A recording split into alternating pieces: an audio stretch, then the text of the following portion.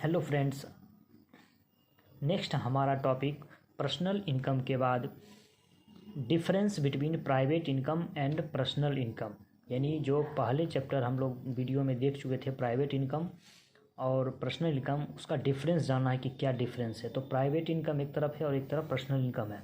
Private income it is a broader concept. Private income क्या है? Broader concept, यानी विस्तृत कॉन्सेप्ट है किसके अपेक्षा? पर्सनल इनकम के अपेक्षा।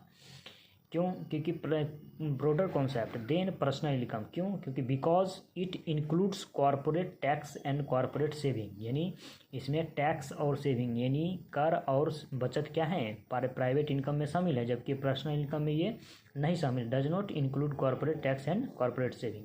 First difference. Second, private income is the total income of both private enterprises and house holds, यानी प्राइवेट इंटरप्राइजेज इसमें शामिल होते हैं और हाउस होल्ड, जबकि इसमें क्या है? It is the actual income.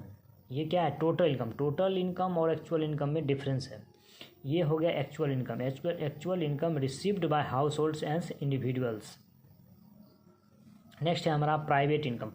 Next difference, private income बराबर क्या होगा? Domestic income accurate to private sector. Private sector से जो प्राप्त होता है इनकम, इन domestic income accurate to private sector plus NFIA, यानी net factor income from abroad, यानी एक्सपोर्ट माइनस इम्पोर्ट। यहाँ हम देखना चाहेंगे कि यह जो हमारा है, यह हमारा क्या है?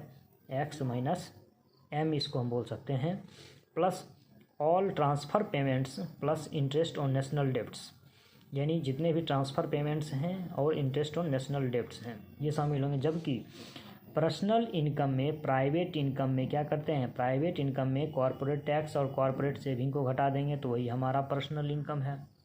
ठीक है, तो ये हमारा हो गया यहाँ पे difference between private income and personal income.